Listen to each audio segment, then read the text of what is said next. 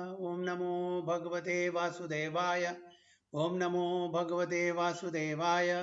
ओम अज्ञानतिमिरान्धस्य ज्ञानाञ्जनशलाकया चक्षुरुन्मिलितं येन तस्मै श्रीगुरुवे नमः। श्रीचैतन्यमनोभीष्टं स्थापितं येन भूतले स्वयं रूप कदा मह्यं ददान्ति स्वपदान्तिकं वन्देऽहं श्रीगुरुं श्रीयुतपदकमलं श्रीगुरुं वैष्णवांश्च श्रीरूपं साग्रजातं सगणरघुनाथां विदं तं सजीवं साद्वैतं सावधूतं परिजनसहितं कृष्णचैतन्यदेवं श्री राधा कृष्ण पादान सगण ललिता शिविशाखां विदंश्च ये कृष्णा करुणा सिंधु दीनबंधो जगत्पदे गोपेश गोपिका कांद राधा कांदा नमोस्तुते तप्त कांचन गौरांगी राधे वृंदावनेश्वरी वृषभानुसुते देवी प्रणमामि हरिप्रिये वाञ्छाकल्पतरुभ्यश्च कृपा सिन्धुभ्येव च पतितानां पावनेभ्यो वैष्णवेभ्यो नमो नमः। नमो विष्णुपदाय कृष्णपृष्ठाय भूतले श्रीमदे भक्तिवेदान्त स्वामिनिधि नामिने नमस्ते सारस्वती देवे गौरवाणी प्रचारिणे निर्विशेष शून्यवादी पाश्चात्य देशतारिणे जय श्री कृष्ण चैतन्य प्रभु नित्यानंद श्री अद्वैत गदाधर श्रीवासादि गौर भक्त वृंद हरे कृष्ण कृष्ण कृष्ण हरे हरे हरे राम राम राम हरे हरे। वैराग्य विद्या निज भक्ति योगा शिक्षार्थमेक पुरुष पुराण श्री कृष्ण चैतन्य शरीरधारी कृपाम्बुधिर्यस्तमहं प्रपद्ये पंचतत्वात्मकं कृष्णं भक्तरूपा स्वरूपकं भक्तावतारं भक्ताख्यं Namami भक्तशक्तिकं।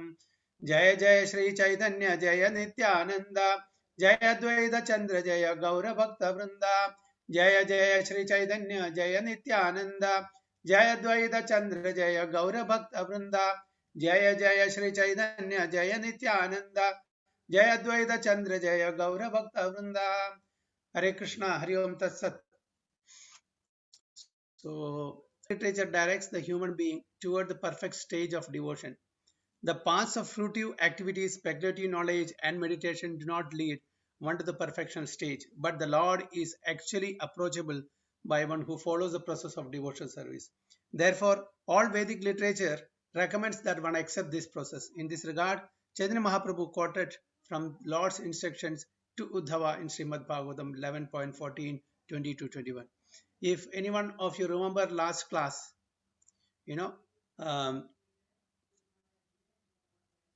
Chaitanya Mahaprabhu is quoting Sri Madhvacharya about a person going to an astrologer because he was poor. He wanted to know his future. Then the astrologer said, actually, you are not poor. There's a hidden treasure kept for you by your father. Because he died in a foreign place, he could not reveal where the hidden treasure is. So please go and dig and find out the hidden treasure for yourself. Do you remember? Anyone of you remember that? What was the story? Digging south, north, west, and east. Where did he find the treasure?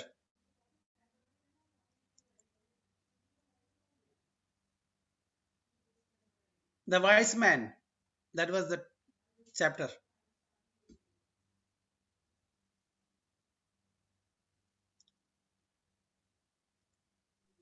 He told in the east, Prabhu, he had to dig on the east.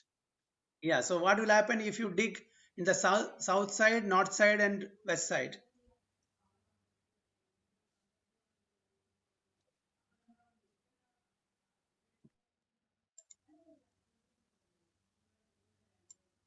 What will be the result?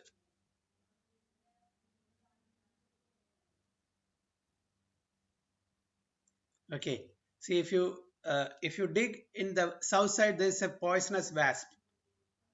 Okay, and if you dig in the north side, there's a serpent. There's some poisonous serpent. And if you dig in the west side, what was that? Yeah, that is I forgot. Anyway, so all the three places you are not going to find treasures. So poisonous wasp, poisonous serpent, and yes, this thing, evil spirits, ghosts, rakshas, rakshas, brahma rakshas, and all, no, like that. So those places. So east you have to dig. What is their east? Devotional service. So in other words, the Karma Kanda, the Jnana Kanda, okay, the Dhyana Kanda, all these things will not take you to the right spiritual destination. Only by pure devotional service can you attain the lotus feet of the Supreme Lord and the Supreme Abode.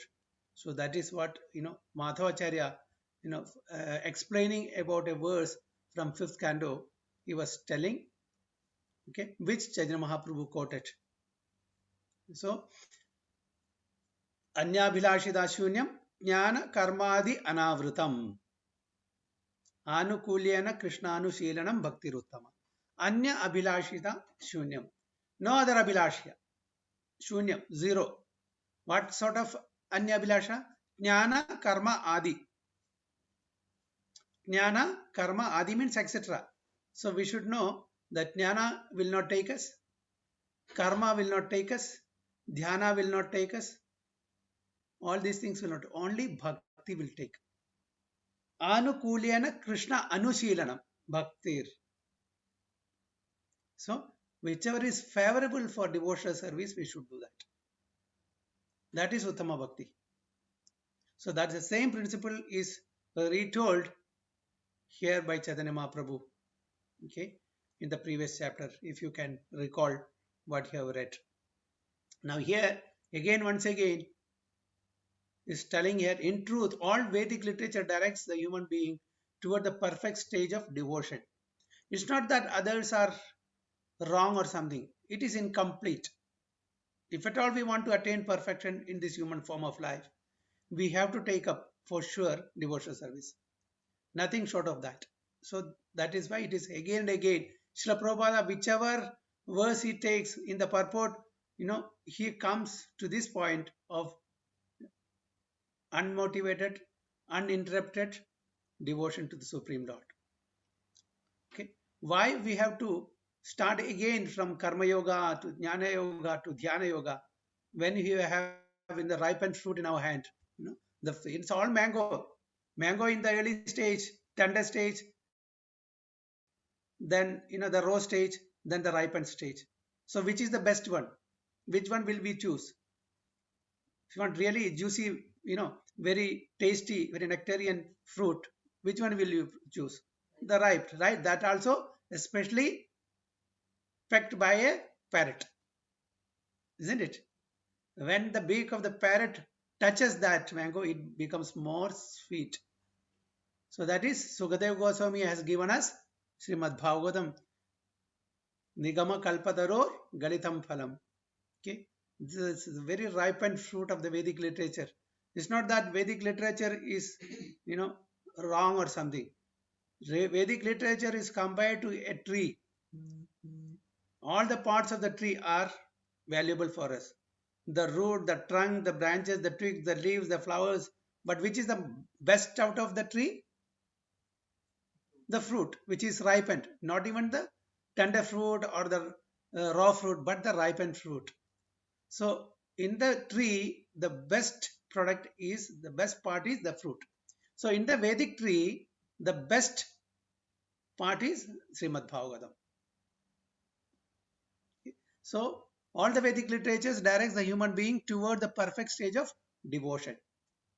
The paths of fruitive activities, speculative knowledge, and meditation do not lead one to the perfection stage. Okay.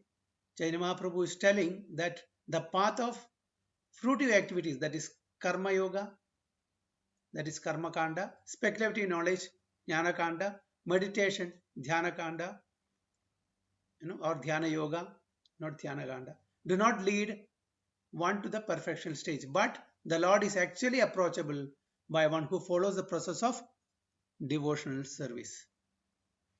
So from this, it is very clear we should take up devotional service very systematically. We should follow the sadhana very nicely. That will take us to the perfect stage of devotional service. Therefore, all Vedic literature recommends that one accept this process. In this regard, Chaitanya Mahaprabhu quoted from Lord's instructions to Uddhava in Srimad Bhagavatam. Okay, this is, we all know this loga. We have taken this loga in our previous class also. न साधयति माम योगो न सांख्यम धर्म उद्धवा न स्वाध्यायस्तपस्त्यागो यथा भक्तिर्ममोर्चिता भक्त्याहम एकाय ग्राह्य श्रद्धयात्मा प्रिय सदम भक्ति पुनाति मन निष्ठा स्वपाकान अपि संभवात. Okay, Lord Krishna is telling Uddhava, na sadhayati mam yogo. I cannot be approached by yoga. Okay, my dear Uddhava, neither philosophical speculation nor meditational yoga nor penances can give me such pleasure as devotional service practiced by the living entities. I am dear only to my devotees, and I can be achieved only by devotional service. Even an extremely low-born person will become free from all contamination if he takes to my devotional service. Devotional service is the only path by which one can achieve Supreme Person. So Krishna's instruction to Uddhava, but don't try to unnecessarily practice the other yoga processes, which ultimately bring one to the devotional process only. So when we can straight away practice devotional service, why we have to do the other processes? So this is the ultimate process. So that is what even Lord Krishna is telling Uddhava, which Chaitanya Mahaprabhu is also telling. Devotional service is the only perfection accepted by all Vedic literatures. Just as when a poor man receives some treasure, he becomes happy. When one attains to devotional service, his material pains are automatically vanquished. As one advances in devotional service, he attains love of Godhead. And as he advances in his love, he becomes free from all material bondage. One should not think, however, that the disappearance of poverty and the liberation from bondage are all the goals of devotional service. So, why we are doing devotional service? Not to become rich or not to get some opulences. Okay, actually, to most of us, this will become impediment to come to the stage of devotional service. Those who are pauper, it is easy for them, but those who are very opulent, for them, why should, because I have everything, so why should I practice? So that, but it's not that all the rich people are like that, but the tendency is like that. When we are well off, we are in good health, we are opulent, we are financially well off, so the tendency towards devotional service will not be that intense.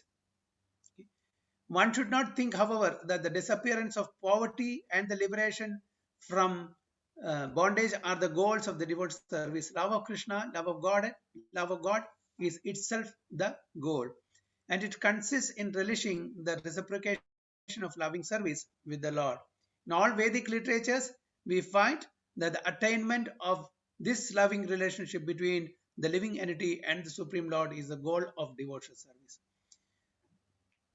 Our actual function is devotional service, and our ultimate goal is love of Godhead. Therefore, in all Vedic literatures, Krishna is the ultimate center, and through knowledge of Krishna, all problems of life are solved. Even Kunti Maharani is also telling, actually, all this, wealth, name, fame, opulence is impediment for devotional service.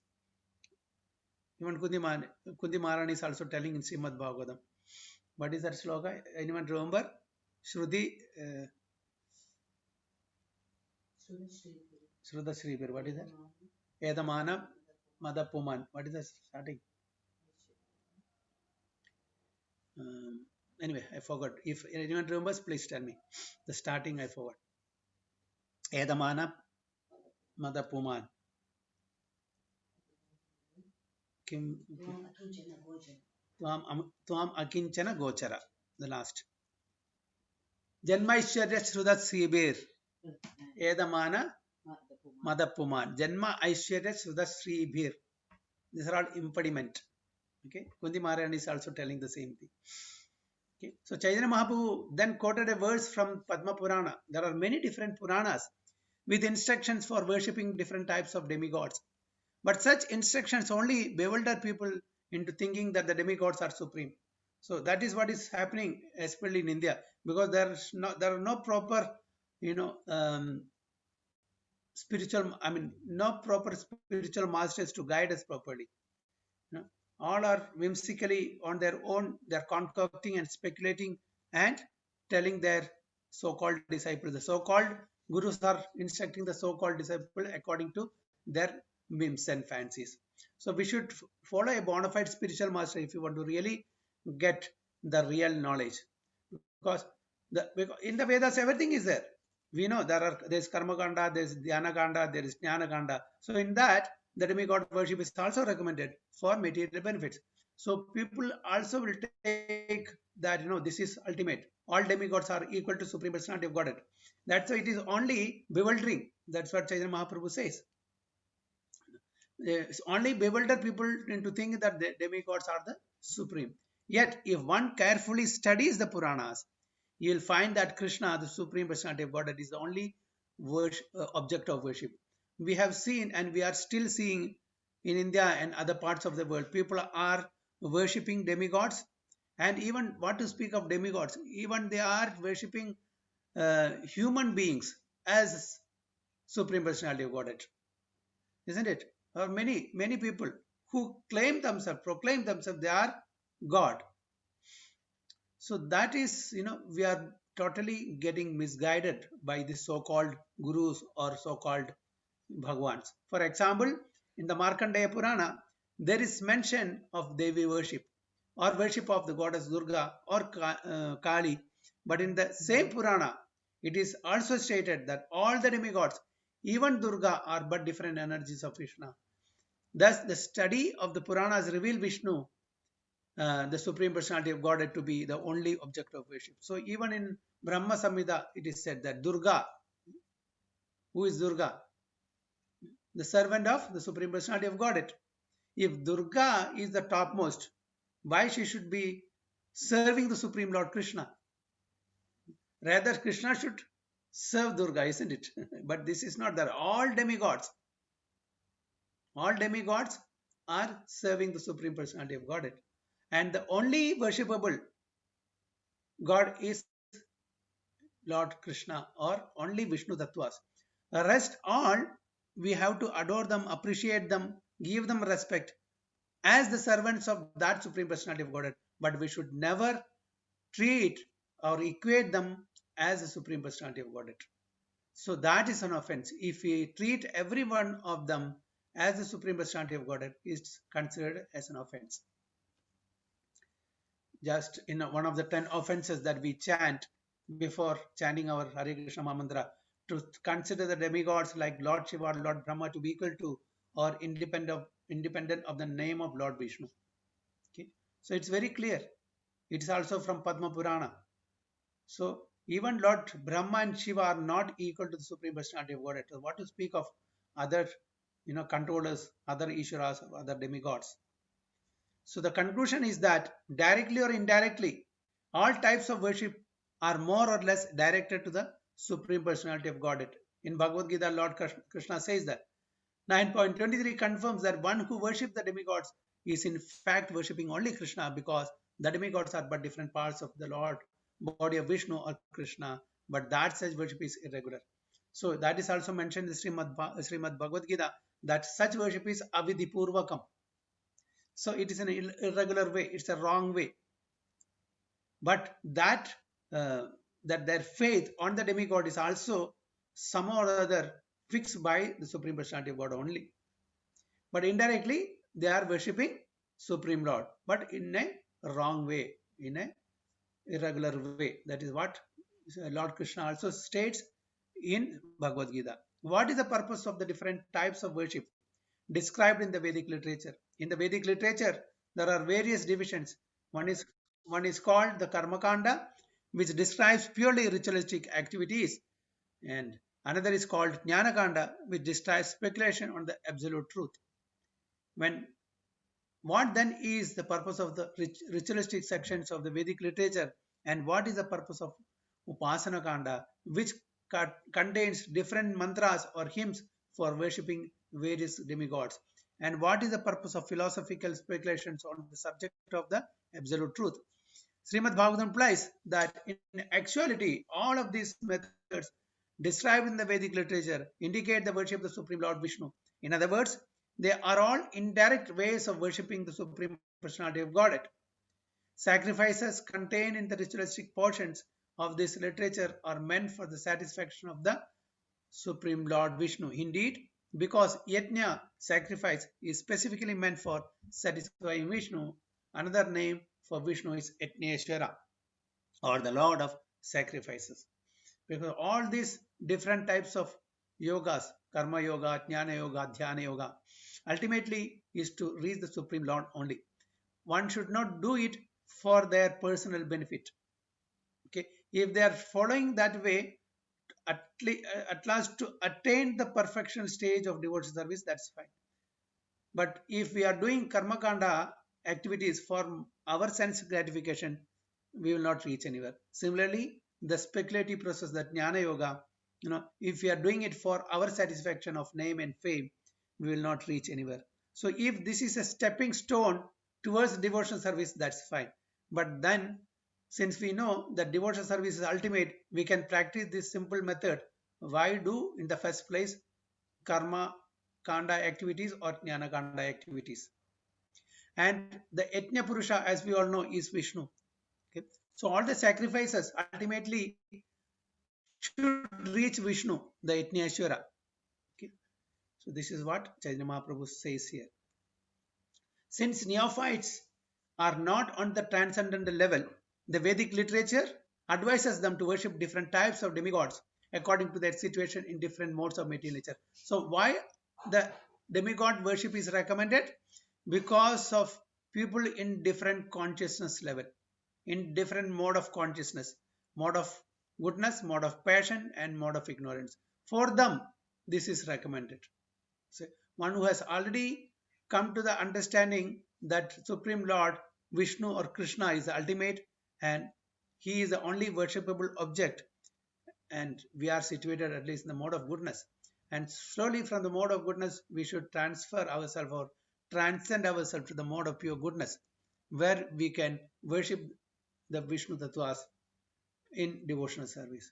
The idea is that gradually such neophytes may rise to the transcendental plane and engage in the service of Vishnu, Supreme Personality of Godhead. For example, the Puranas advise the neophytes attached to eating flesh to eat it only after offering to the goddess Kali. Okay. So those who are in the mode of ignorance, because they cannot stop their that inclination to eat in the mode of ignorance, so if at all they want to eat something not allowed, like non-vegetarian, they should first offer it to goddess Kali, then they should eat it. It's not that it is allowed, it is a discount for them. It's a discount for such people. Okay, the Puranas are giving a discount for those who cannot tolerate such inclination. So one should not take it as granted, oh, this has already been given in the Purana, so we can eat. No, it is a regulation to slowly and gradually come to the mode of goodness. The philosophical sections of the Vedic hymns are intended to enable one to distinguish the Supreme Lord from Maya. After one understands the position of Maya, one can approach the Supreme Lord in pure devotional service. That is the actual purpose of philosophical speculation. And Krishna confirms this in the Bhagavad Gita 7.19. After speculating for many births, the philosophical speculators and empirical philosophers ultimately surrender unto me, Vasudeva, and accept that I am everything. It can thus be seen that all Vedic rituals and different types of worship and philosophical speculation ultimately aim at Krishna. Bahunam janmanam ande jnanavan mam prapadyade Vasudeva sarvam idi samahatmasu durlabha. So it is not that, we can straight away get into the devotional service. If we are taking up devotional service very seriously, that means you have to understand that we have finished all other earlier process in our earlier lives. That's why we are taking up these devotional processes. Now, not again go back. Just for example, as we always mention, a crude example, that the person who has already taken PhD degree, okay, why should he go and sit in the first standard class writing ABCD. Is it necessary? It's not necessary. But does it mean that the student in the first standard writing 1, 2, 3 or ABCD, it is wrong? No. For that student who is of lower stage, of young age, he should be taught in that way. But as he progresses, he also one day come to the PhD level, isn't it? So that's why ultimately we all of us have to come to the stage of devotional service. So Sri Chaitanya Mahaprabhu then told Sanatana Goswami about Krishna's multi-forms and his unlimited opulence. He also described the nature of the spiritual manifestation, the material manifestation and the manifestation of the living entity. In addition, he informed Sanatana Goswami that the planets in the spiritual sky, known as Vaikunthas, and the universes of the material sky are different types of manifestation, for they are created by different energies, namely the spiritual energy and the material energy respectively. As far as Krishna himself is concerned, he is directly situated in his spiritual energy or specifically in his internal potency. So Chaitanya Mahaprabhu is explaining to Sanatana Goswami the creation, the material world and the spiritual world. It is not the same type of creation. One comes under the energy of internal potency, the other comes under the energy of external energy. So the elements, the situation and everything differs between the material world and the spiritual world. So we know the differences. What are those differences? So Sanatana Goswami is being instructed by Chaitanya Mahaprabhu in that area of knowledge also. So as far as Krishna himself is concerned, so one should never mistake Krishna when he descends to this material world. He is also one among us. Although he comes to this material world, he is transcendental. He is Satchidananda. He is not influenced by any of the modes of material nature which is created by himself. Just like a government official goes to the jail, he doesn't become, a prisoner or inmate in the jail, isn't it? He is visiting. So does he become a part of the jail? Similarly, when Chaitanya Mahaprabhu or Lord Krishna or any other avatara descends from the spiritual world to the material world and lives among us as one of us, we should not mistake that he is also one among us. He is beyond all of us. He is transcendental to the material world. He is Satchidananda. Even his body, everything is Satchidananda. To help us understand the difference between the spiritual energy and the analysis of the two, Sridhara Swami also gives a clear analytical study in his commentary on the first verse of the 10th canto of Srimad Bhagavatam. Sridhara Swami is one of the very famous commentator on Srimad Bhagavatam. Srila Prabhupada always quotes Sridhara Swami commenting on Srimad Bhagavatam. Accepting Sridhara Swami as an authorized commentator on Srimad Bhagavatam, Chaitanya Mahaprabhu quoted his commentary as follows. The 10th canto of the Bhagavatam describes the life and activities of Krishna because he is the shelter of all manifestations. Knowing Krishna to be the shelter of everything, I worship him and offer him my obeisances. So even Sridhara Swami is quoting that Lord Krishna is the shelter of all manifestation. Everything rests upon Lord Krishna, isn't it? Everything is rests upon Lord Krishna. Matha parataram nanyat kinchidashti dhananjaya mayi sarvam idam protam sutre mani ganaiva. There is no other truth apart from Lord Krishna. Everything is resting on him as pearls are strung on a string. So that's what Sridhar Swami also says here.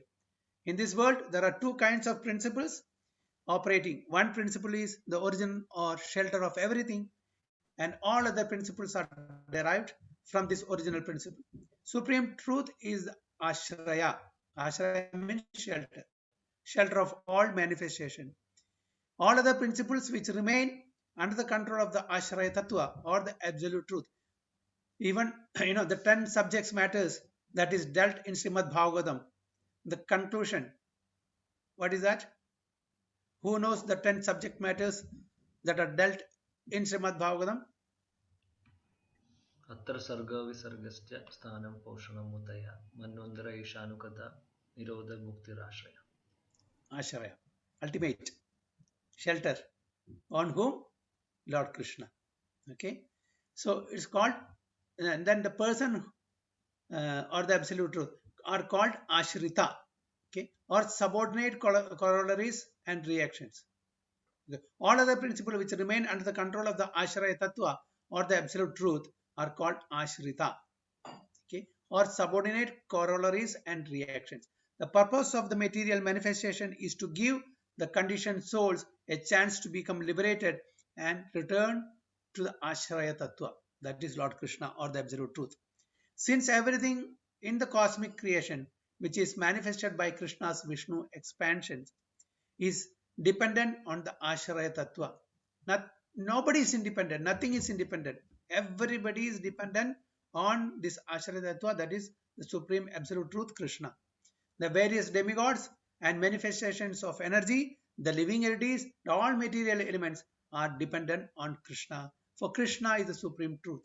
Thus, Srimad Bhagavatam indicates that everything is sheltered by Krishna directly and indirectly. Consequently, perfect knowledge can be had only by an analytical study of Krishna as confirmed in the Bhagavad Gita. Hare Krishna. So I'll stop here. So any points or any comments, somebody wants to share something? We will continue from this para. Lord Chaitanya then asked Sanatana Goswami to listen attentively as he described the different features of Krishna. Okay, so Mataji, please make a note of where you have stopped, and I'll stop the sharing. So just another 2-3 minutes if you want to share something or some comments. Palaka Ramdas Prabhu with the Bhagavad Gita class. ओम अज्ञानतिमिरान्धस्य ज्ञानाञ्जनशलाकया चक्षुरुन्मिलितं येन तस्मै श्रीगुरवे नमः. मूगं करोति वाचालं पङ्कुं लङ्घयते गिरिं यत्कृपातमहं वन्दे श्रीगुरुदीनतारिणं परमानन्दमाधवं श्रीचैतन्यमीश्वरम्. नमः ओं विष्णुपादाय कृष्णपृष्ठाय भूतले श्रीमते जयपताकस्वामिनिति नामिने नामाचार्यपादाय निताय कृपप्रदायिने गौरकदादामोदाय नगरग्रामतारिणे. नमः ओं विष्णुपादाय कृष्णपृष्ठाय भूतले श्रीमते भक्तिवेदान्तस्वामिनिति नामिने नमस्ते सरस्वते देवे गौरवाणी प्रचारिणे निर्विशेष शून्यवादी पाश्चात्य देशतारिणे.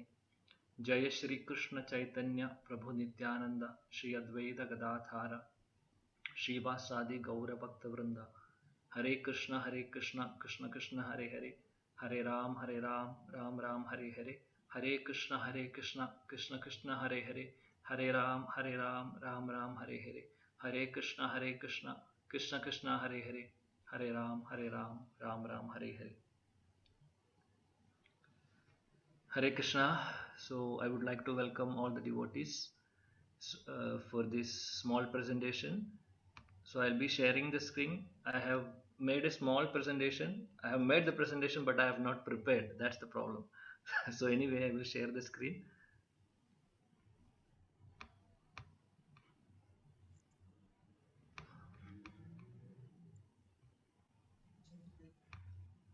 I hope you can see the screen, Prabhuji. Prabhuji? Screen, 1 second. Yes, Prabhu. Yeah, we can see.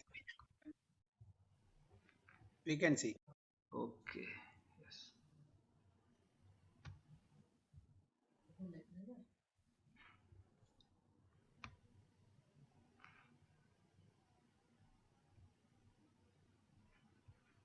Yes.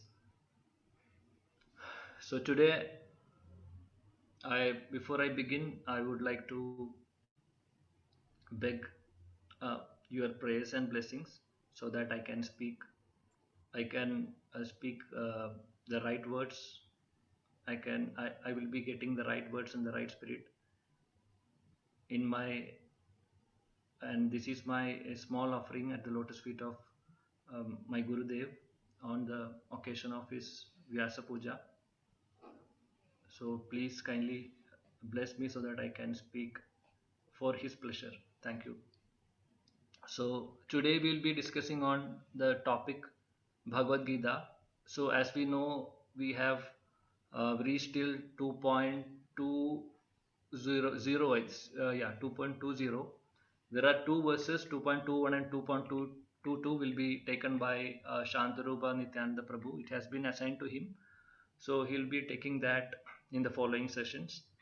And we have been discussing this, and before that the last session was taken by His Grace Rupeshwari, Her Grace Rupeshwari Mataji and Her Grace Ramani Mataji. So they have elaborately explained the characteristics of the soul. So now still we are continuing that topic. So today I'll be handling 4 verses from 2.23 to 2.26. So as we all know the context till now, so where we have reached, and we know that what happened in chapter 1. So in chapter 1 we know that all the soldiers have assembled in the Kurukshetra war, Kurukshetra, and all the soldiers have been assembled, and Arjuna is asking Krishna to take the chariot in the midst of the army so that he can see the opposite party. And by seeing the opposite party, Arjuna is getting perplexed, and he finally decided that I cannot fight, because he doesn't want to kill his own family members. So Sanjay is concluding this chapter 1 by, and he's, as we know that Sanjay is seeing all this, and due to his because of the mercy of his Gurudev Vyasadev, he can see the war even though he is sitting in the palace, and he is explaining the scenario to Dhritarashtra. So Sanjay is concluding the first chapter is concluding by saying, by this actually Sanjay is telling to Dhritarashtra that Arjuna is not ready to fight, and because he doesn't want to kill his own his own relatives and friends. And actually this made Dhritarashtra happy. Dhritarashtra internally thought that because of this Pandavas will be stepping back from the war. Then but in the next chapter Sanjaya is beginning, and he is telling to Dhritarashtra that now Krishna has started inspiring Arjuna to fight. So that is the entire chapter. From chapter 2 onwards, as we know that Krishna starts speaking till the end of Bhagavad Gita 18th chapter. So now we are in the second chapter, and as we all know, the second chapter is titled as Contents of Gita Summarized. So why this title has been given? Because this chapter is quite long chapter, and it has many themes actually. In fact, it is covering all the essential fundamental foundation teachings or philosophy of Bhagavad Gita.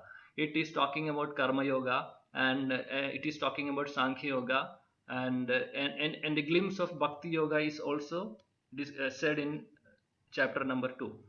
And this Jnana Yoga or Sankhya Yoga is the topic what we are now discussing, and this Sankhya Yoga is nothing but the analytical study of the body and the material body and the spirit soul. So we are in that theme now. In fact, from verses 11 to 30 is describing the nature and the characteristics of the soul, and what is the difference between the material body and the spirit soul. Very elaborately Krishna is describing throughout these verses from 11 to 30. And why Krishna? Because we may also feel that so some of the characteristics are even repeating, like he is telling is insoluble, is immovable, is immutable, it cannot be cut by the weapon. So many characteristics he is telling, and some of the terminologies we will feel that it is a kind of repetition.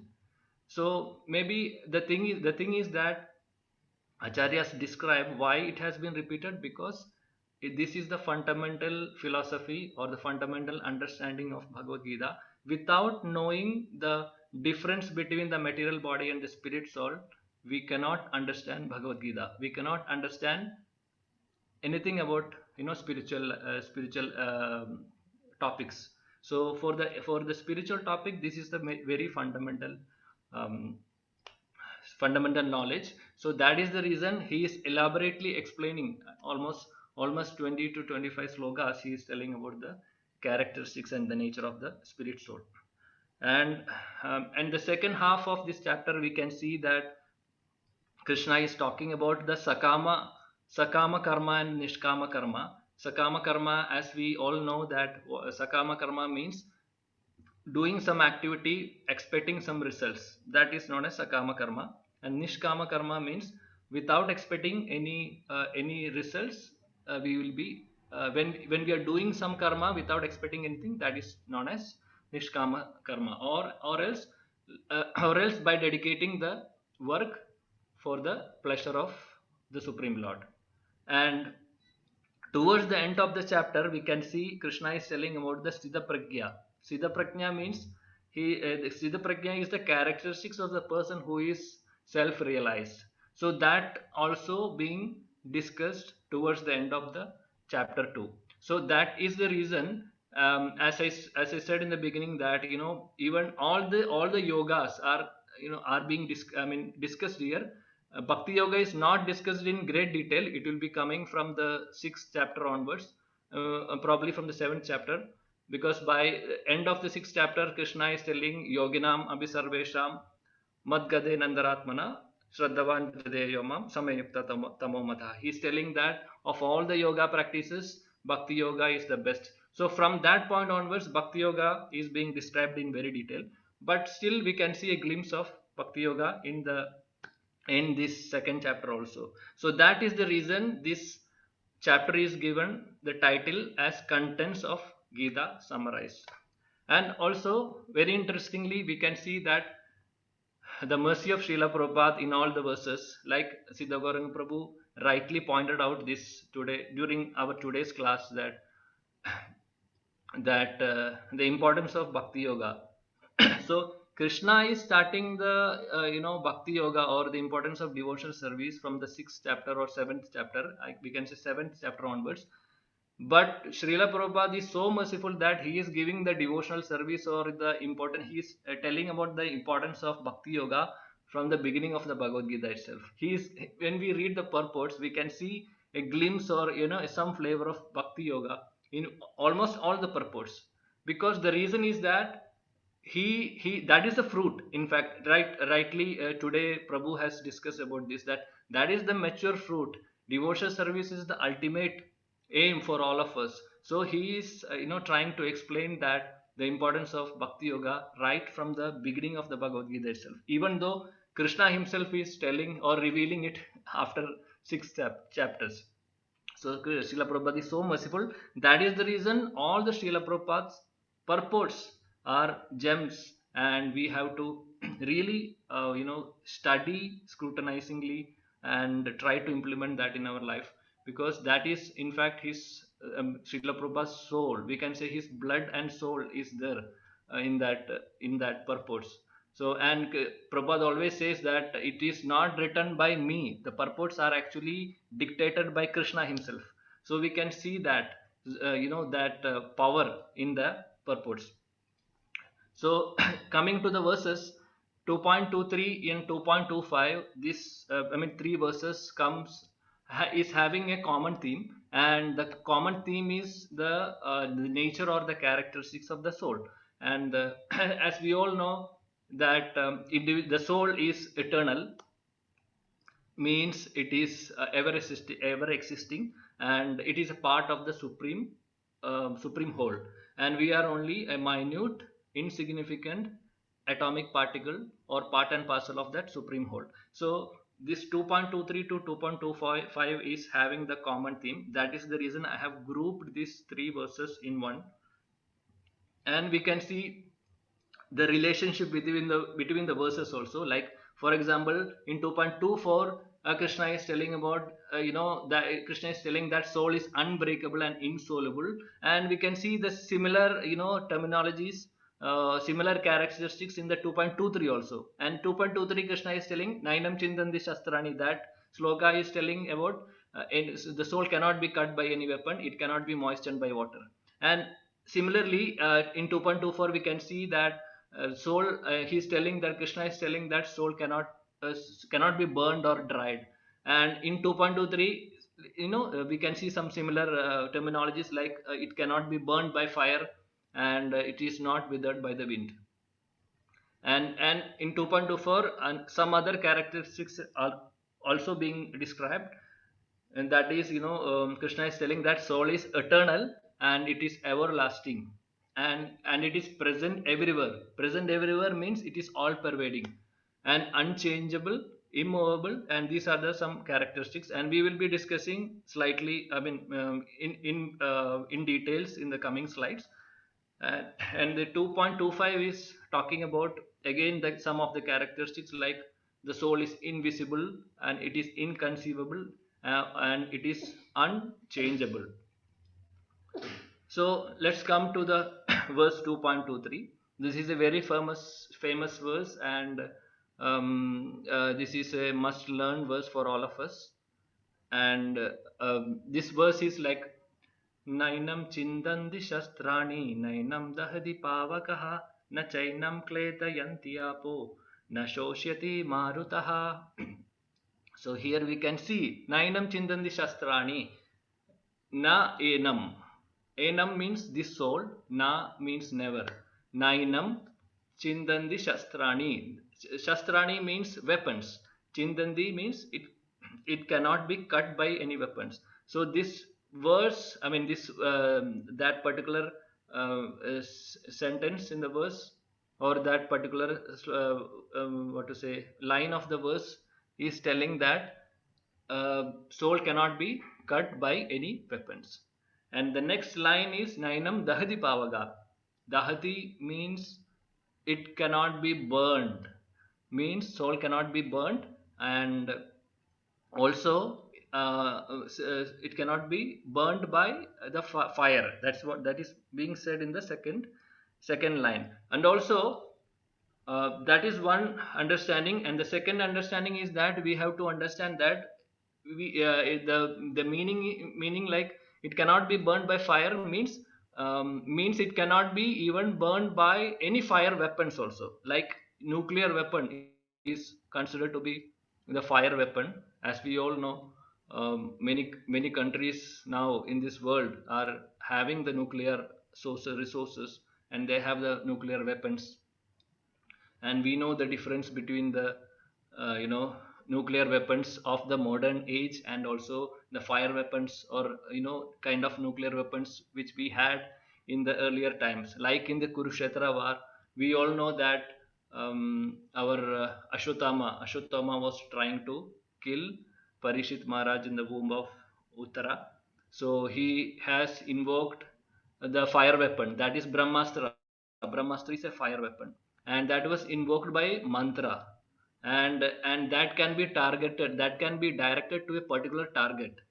It will be only destroying the particular target. It will not destroying the entire population. But our modern nuclear weapon, it is actually, even if we want to target a single person, but it will be killing or destroying the entire population. So that is the difference. So we have to understand how much advanced were we in the previous ages. So people by mistakenly thinking that now we are having all kind of developments in this world, and we are and tomorrow a day will come that people will not die, and the old age can be eliminated, we can live forever. So, and so many material advancements we are seeing every day, but these are all not actually advancements. We are actually degrading day by day. And we all had in the previous ages, even that time there were no skyscrapers like this, like what we have today, but the technology and the facilities were very advanced in the previous ages. So okay. And then the next line is talking about na chainam kledayanti apo. That is talking about the soul cannot be moistened by water. And because as I was telling, there are different kinds of weapons. There are fire weapons, there are water weapons, there are tornado weapons also. So different kinds of weapons are there. So water weapons cannot be, I mean, even with water weapon, soul cannot be cut, or so we cannot destroy the soul with the water weapons. And no shoshayati marutaha, the soul cannot be dried by the wind. So the translation goes like this: the soul can never be cut to pieces by any weapon, nor burned by fire, nor moistened by water, nor withered by the wind. So these are the focus of our learning from the 2.23. From the 2.23 purport, we can see different topics have been discussed by our His Divine Grace Srila Prabhupada.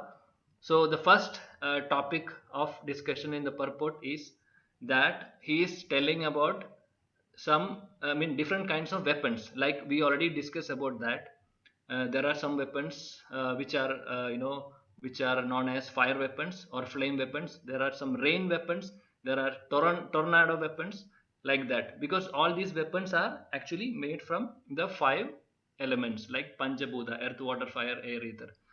So with that, there's so many weapons. So all kinds of these weapons were available during the Kurukshetra war.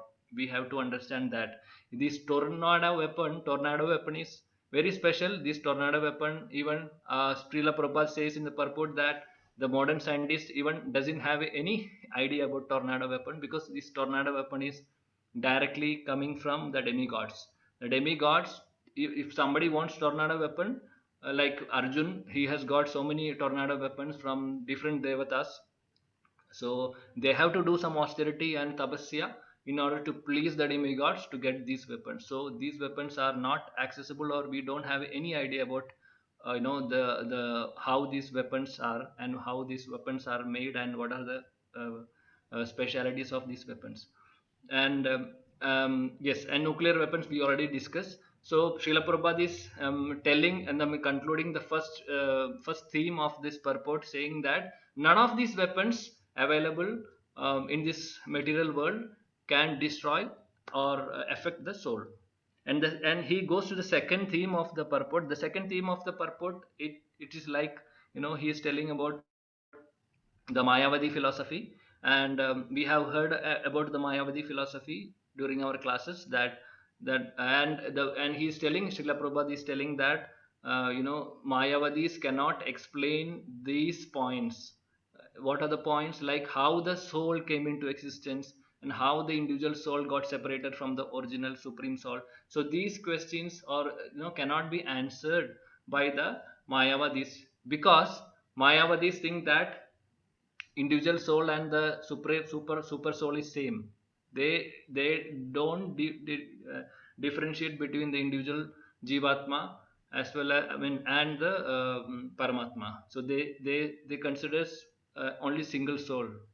So they cannot understand all these signs. That's what Prabhupada is telling. And he is again, and after refuting the Mayavadi philosophy, then Srila Prabhupada is telling in the purport what is the correct understanding and what is the position of the soul. And he is telling that individual soul is eternally a separated part and parcel of the supreme soul. And and being atomic individual soul eternally, they are prone to be influenced by illusionary energy. This is also being said by Srila Prabhupada. And also we know that we have learned that there are three different kinds of energies, like internal energy, marginal energy, and external energy. And we jivatma comes in the marginal potency or marginal energy. So the same point is being discussed here. So we are marginal energy. So because of that, but we are individual. Srila Prabhupada is time and again telling that we are individual souls. He is not, means everybody, every soul, or each one of us are having an individuality that is being very explicitly explained in many of the purports. And so the marginal, since we come in the marginal potency or marginal energy, we have a tendency to either go to the internal, we can be with the internal energy, as well as we can be with the external energy. So that so because we comes in the marginal line. So unfortunately we are all in the, we are now part of the external energy, because we are now separated from the supreme absolute truth. We were with Krishna, but since we wanted to enjoy separately from him, we came from there. I mean, Krishna made a dukhalayam for us, and we were very happy to come here. And now we are, still happy. We are not satiated, or we we are not frustrated till now. But hope that someday we will be frustrated and thinking to go back, with that what to say, uh, with that urgency. We'll be calling out Krishna, to take us from this material world. So that is the nature of the soul. Our soul is marginal, so it can go to either internal or external. Okay, so a beautiful analogy is being given by Srila Prabhupada in this purport. He is telling about the sparks and the fire. He is telling that sparks, when it is attached or when it is in contact with the fire, the spark is having all the characteristics, or all the qualities of the fire. Once that spark is separated from the fire, then what happens? The spark will get extinguished, right? We know that, we have seen this. The spark will get extinguished if it is away from the fire, but if it is with the fire, it will be having all the qualities of the fire. So this is the same thing which has happened to all of us, dear devotees. Because we were with Krishna, we were like, or we are actually such, our soul is having the Sachidananda properties. We were with him, but somehow, because of our misuse of the free will, we wanted to enjoy, and we became bahirmukh. We turned away from Krishna, and that's the reason we are now here in this material world. So we can learn from this analogy a beautiful lesson, that the importance, and why, in how we came here. So we have to understand, then what we can do to, to go back to Krishna, or to go back, or to connect to that internal energy. What we have to do? So for that, we know that what we have to do, we have to follow the ABCD. We have to follow the association. We have to have the association of devotees. We should take the shelter of books. We should study the scriptures. That is B. And C is the chanting of the holy names, and D is the diet or prasada. So if we follow these four things, then even though now we are in this external energy of Krishna, we can go back to Krishna, or we can go back to the internal energy, internal potency of Krishna, if we follow very strictly, with determination, with enthusiasm, with patience. Then we can definitely go back to Krishna. And the reference of this, the nature of the soul, and the soul is a part of Krishna, and we are the part and parcel of Krishna, is being said in the Varaha Purana. So Srila Prabhupada is giving the reference of Varaha Purana.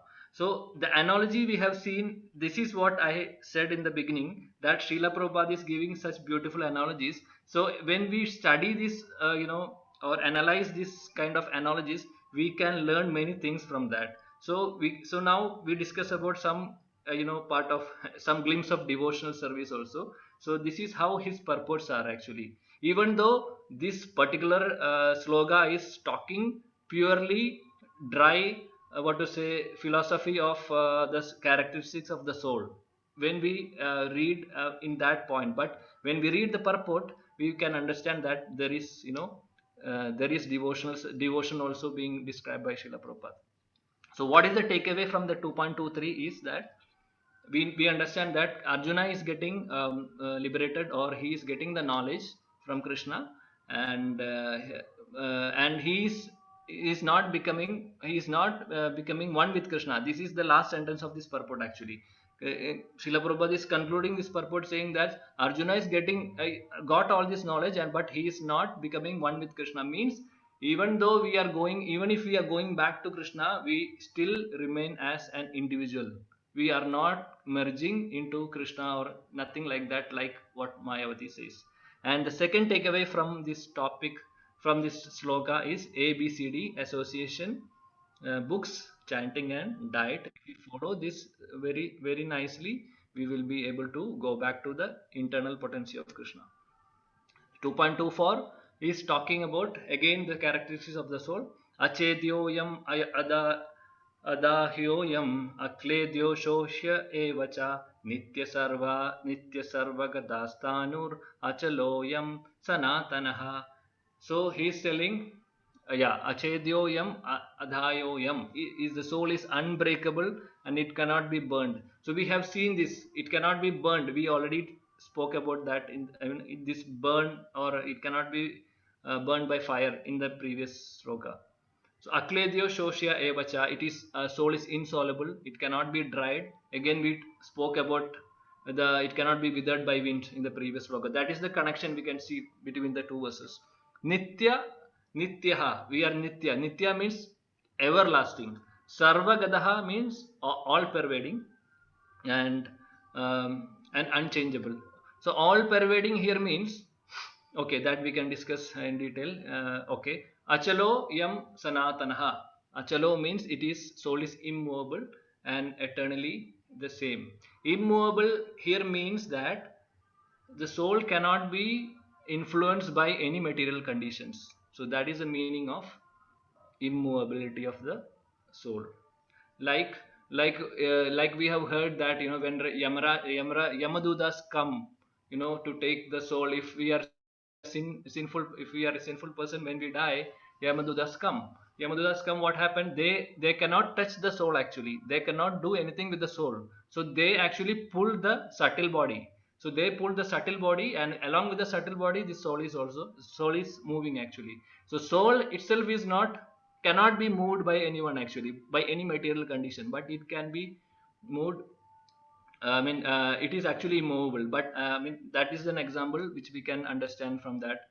So he cannot touch soul, they cannot touch soul, but it can be pulled, or pulled by only through the subtle body they are able to move. Okay, so the purport goes, sorry, the translation goes like this: in this individual soul is unbreakable and insoluble, and can neither be burned or dried. He is everlasting, present everywhere, unchangeable, immovable, and eternally the same. So what are the focus of learning from this sloka? Again, Prabhupada, in the first theme of this verse, is talking about the qualification of the atomic soul. Prabhupada is telling that individual soul is eternal, and we are an atomic particle of the spirit whole. Again, we have discussed about this in the previous verse. And again, he is telling that the soul remains and soul is eternal without any change. So some qualifications of the soul is being given in the first part of the purport. And again, he is talking about Mayavada.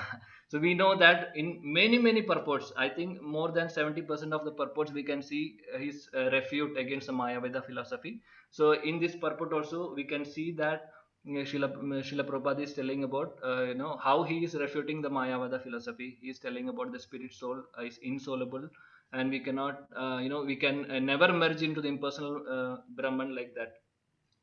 So, and he is again telling about the impersonal liberation also, like some soul may prefer to go to the Brahmajyoti, like Mayavadis, they wanted to go or merge into the Brahmajyoti, and Prabhupada is telling, but in the intelligent soul will never do that. What is the destiny of the intelligent soul? Intelligent soul will always wanted, or they always wanted to go back to Supreme Personality of Godhead, to his spiritual planets, or to his abode, and have association, and have association with the Supreme Lord, and do service to the Supreme Lord.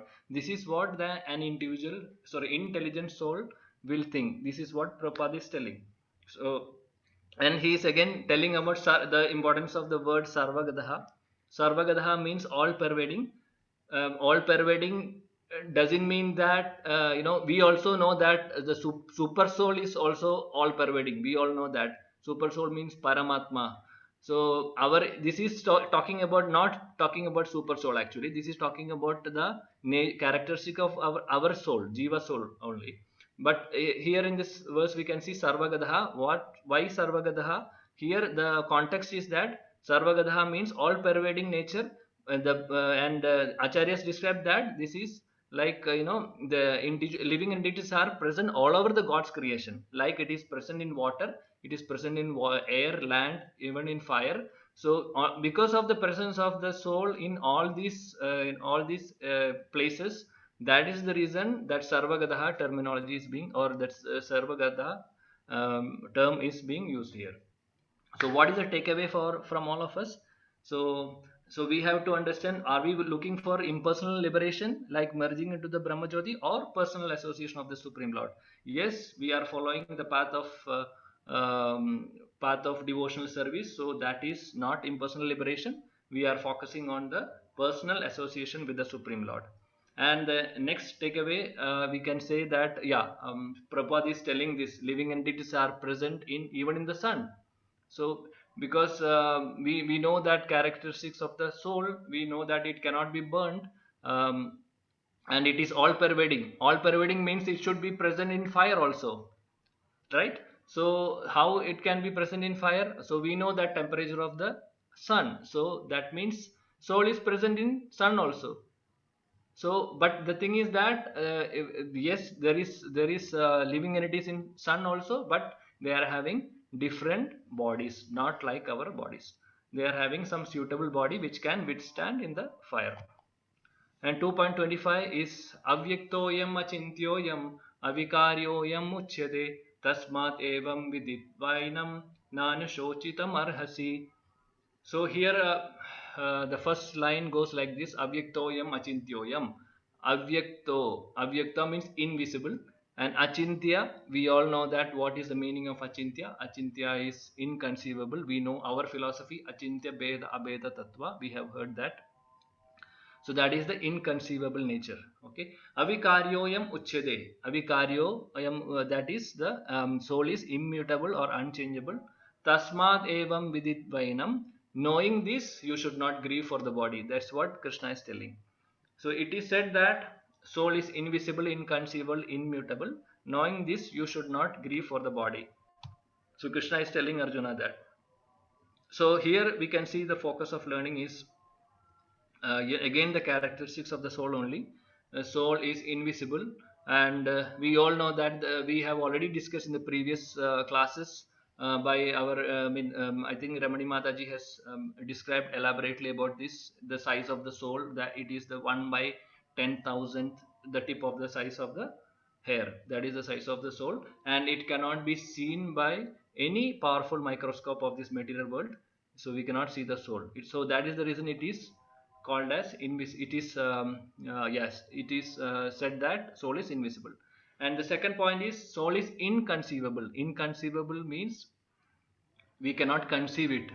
By our speculations, we cannot understand the nature of the soul.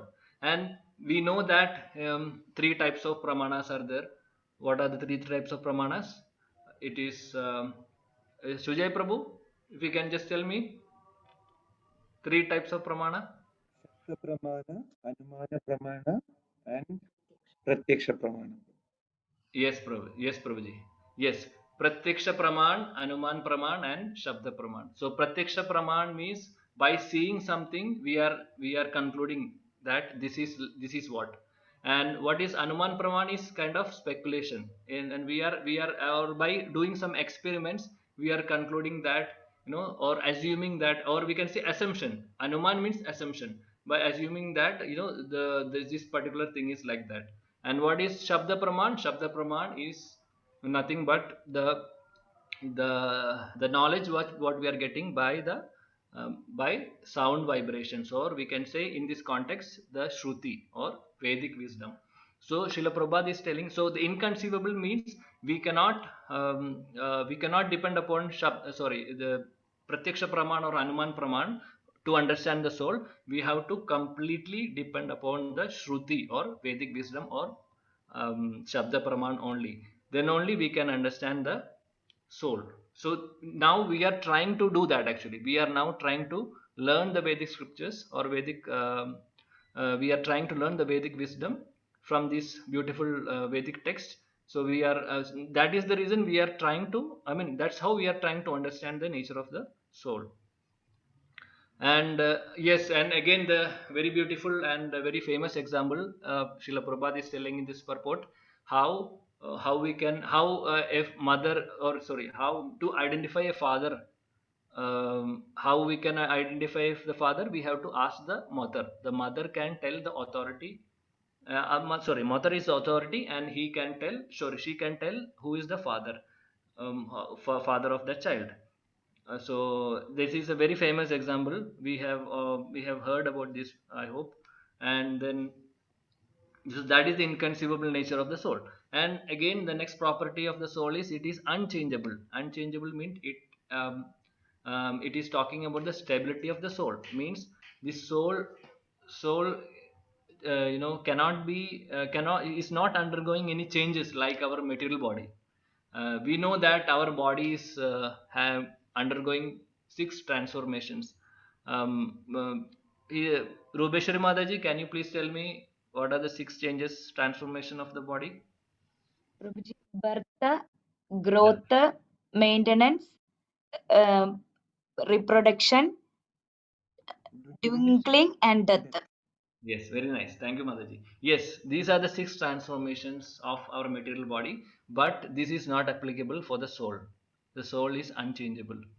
Okay, and soul can never becomes God also. Soul always remain atomic. We are only a part and parcel of the supreme whole. We cannot become the supreme. So we cannot become the super soul. Or that's, I mean, that's, but the Mayavadis, unfortunately, they are telling we are both are same. Okay, so these are the characteristics of the soul, which is being said in this 2.25. And I mean, from the purports, these are the important points. And what is the takeaway for us? We can understand that the soul is beyond the range of our ordinary perception, and it cannot be understood by any direct experimental empirical methods. So we have to completely depend upon the Vedic wisdom. Only by taking the shelter of Shruti or Shastras we can understand the nature of the soul. So let's come to the last sloka of today's discussion. Ata chainam nitya jatam nityam va manyase mritam tatapi tvam mahabaho nainam shochitum arhasi. The translation goes like this: if however you think that the soul or the symptoms of life will always be born and die forever, you still have no reason to lament, O mighty armed. This is a different sloka. I mean, we were now discussing the last 3 slokas were actually the characteristics of the soul. Now Krishna is telling even if you think that soul will die or we are going to die, still you don't have any reason to lament. This is what Krishna is telling to Arjun, and he is sarcastically calling him as Mahabaho also, because you know everything, but still you are behaving like a fool, like that. So we can see here in this verse, these are, I mean, these are the important points from the purports. Here we can see that we can understand that there were pseudo philosophers existed during that time also, in Dwapar Yuga also, when Krishna spoke Bhagavad Gita.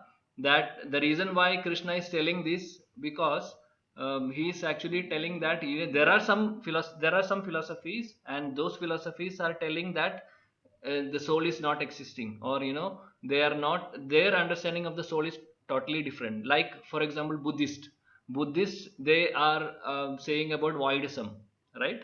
And there is some category or some philosophies like Lokayitas and Vaibhashikas. So these two has been said in the purport also. So Lokayatikas, what they claim, they say is that the body is Atma or self, and which is continually born and dies. And they are telling that soul is also dying. There is no, they are not differentiating between body and Atma. And Vaibhashikas, they says that they claim that Atma is different from body, but still it is subject to destruction.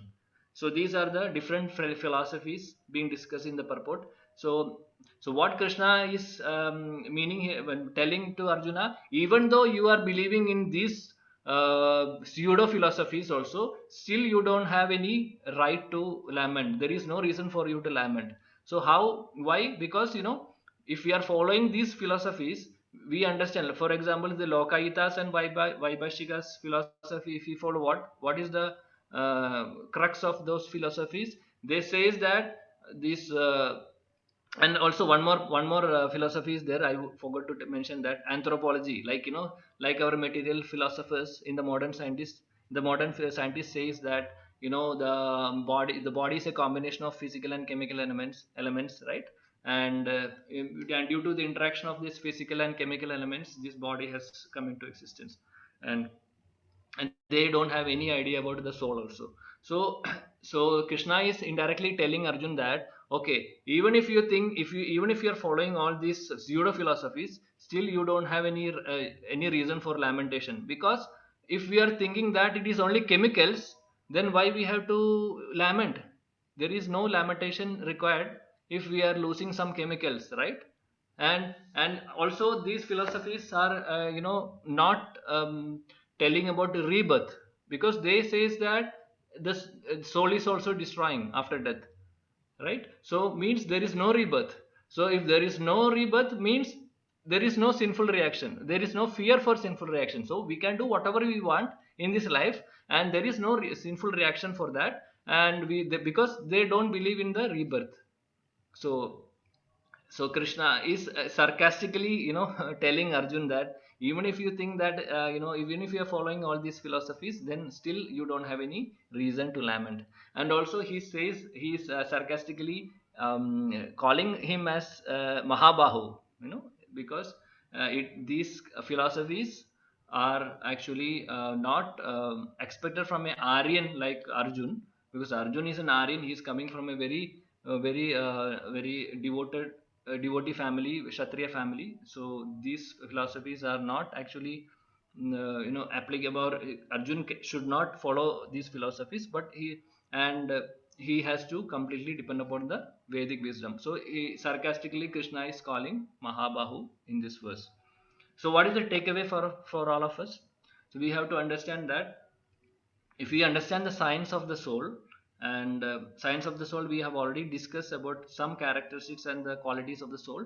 And if we understand that science, how we understand this science, we have to depend upon the Shruti or Shastras. By the great acharyas like Srila Prabhupada, by reading the purports, by reading the scriptures and the explanations given by acharyas, commentaries given by acharyas, we can understand the nature of the soul, we can learn the science of the soul, and also we can understand what is our constitutional position, and from where we came, and what is the ultimate aim of our life, what will happen after death, is there a rebirth, and what will happen to us, whether what are the things, or what all things we have to follow to go back to Godhead, and what is our actual position. Like we all think that we are the controllers of everything, but not. Our actual constitutional position is that we are actually the part and parcel of Krishna. Not only that, we are the servants of him actually. So that is our constitutional position. So we can understand all these things, all these transcendental, we can get all this transcendental knowledge from the scriptures. And if we take the shelter of the scriptures and our great acharyas, we can understand all these things. And then we don't have any scope for lamentation. If we understand that if we do devotion, if we have the strong convictions that if we do the devotional service as prescribed by Srila Prabhupada and the great acharyas, and if we follow that sincerely, we have to understand and have that determination that we will definitely go back to Godhead. So whatever problems, whatever we are having, or we'll be facing, or we are facing in this material world, are actually uh, no, are negligible. Actually, we don't have too much worry about all these things if we rightly understand this, our constitutional position, and these scriptures. So, and we can understand that how we can go back to Godhead. So thank you so much for your patient listening. Srila Prabhupada ki jai, Guru Maharaj ki jai, Srimad Bhagavad Gita ki jai. Hare Krishna, Krishna Krishna, Hare Hare, Hare Ram, Ram Ram, Hare Hare. Thank you so much for your patient listening. Thank you, devotees. Thank you, Sridhar Varang Prabhuji and Shanda Mataji. Hare Krishna. Hare Krishna. Hare